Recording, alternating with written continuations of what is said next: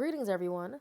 My name is Jerlisa Fontaine, a second-year graduate student at NYU's College of Global Public Health. For this global environment project, I will be touching on the Mercury outbreak on Grand Street in Hoboken, New Jersey. Here, you will see a table of content that showcases the various figures we will be going through today. We will be hitting on three main areas of conversation. This includes discussing the Mercury outbreak incident that took place in Grand Street, Hoboken, New Jersey. Two, elaborating on the gradual cause and outcomes of the outbreak. And three, demonstrating the significance of human exposure to high numbers of mercury. So, why are we even here? In 1995, it was unveiled that the Mercury outbreak had taken place in what seemed to be home for artists on Grand Street, Hoboken, New Jersey. Back in 93, there was a group of artists who went by the name of Grand Street Artists, in which they came together and purchased a factory on Grand Street, formerly owned by General Electric. The purpose of this purchase was to turn it into their new home that would serve as a hub for this artistic collective. While in the process of renovating this innovative space and home for their rising families, residents, as well as contractors, started to notice that there were leftover bits of toxic metals under the floor. To their surprise, this came from mercury vapor lamps that were in this building back since the 1950s. In 1995, responsibly, a report was made to the Hoboken Health Department, and in 1996, the Health Department ordered for all of the residents to leave the premises, as this building was no longer fit for people to live there. Many were left homeless and completely lost for words and direction. Several sued with hopes to collect money from the companies that caused this. However, these numbers are not disclosed. So what's mercury anyway?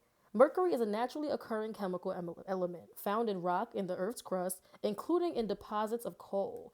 In its inorganic form, mercury occurs abundantly in the environment as minerals. Mercury can readily combine with chlorine, sulfur, and other elements, and subsequently weather to form inorganic salts. Inorganic mercury salts can be transported into water and occur in soil. Dust containing these salts can enter the air from mining deposits of ores that contain mercury. Once this enters the air or into the food/fish that we eat, you are now at risk. Emissions of this causes harm to humans and leads to neurological and behavioral illnesses in which symptoms include insomnia, memory loss, headaches, and more. So, with this incident causing issues in New Jersey, I wanted to take a look at its impact across the North American region. It appears that manufacturing/smelting seems to be the highest source of mercury emission in this particular region. Following manufacturing is municipal waste combustion and power generation. The U.S. appears to have the highest level of mercury emission in this region.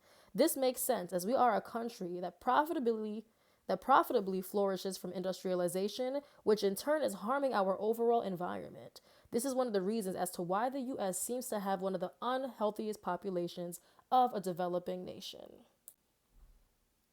After taking a look at mercury emission in the North American region, I wanted to dive into the impact it has across the globe. From 1990 to 2010, it appears that Asia seems to have an increasing mercury presence. This makes sense, being that China has adopted a heavy manufacturing culture in which many businesses across the globe handle their factories in this area. Thus, it is causing heavy mercury presence here. Central and South America seem to have a low stagnant presence of mercury, while regions such as Africa, Europe, and North America have a declining presence of mercury. Now that we have an understanding of the increases and declinations of mercury presence across the globe, let's take the time to analyze what the primary source of this even is.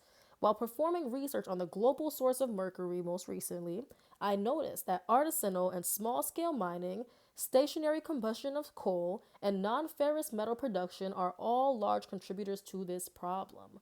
Coal is used for electricity, which humans appear to need to survive.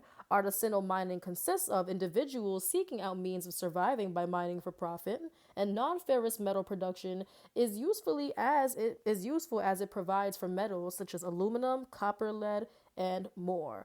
All of these things actually go into our physical currency in the United States, as in the coins, pennies, nickels that we use, and you even see it in our everyday home products. Now, in my final figure, I wanted to present main sources of mercury emission in the United States versus Grand Street's home, which is New Jersey. The results are interesting. For both the United States and New Jersey, coal for electricity is prominent. However, for the USA, Power generation and municipal waste combustion is also a powerful source in comparison to Jersey's main source, stemming from transportation and industrialization. The results are not very different from one another. Many do not realize that high level of mercury mostly impacts pregnant women and children. In this table, you will see various selected percentiles for total blood mercury.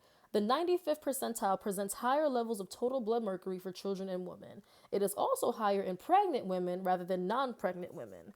Black women like myself are at a higher risk of total blood mercury, while black children are also most at risk due to living in highly polluted urban areas. This is why many black children suffer from mental illnesses and asthma. Now, I know this has been a lot of information to consume, but however, what I want you to take from all of this in this presentation is this. It is important to protect our global population from the risks that come with high mercury emissions.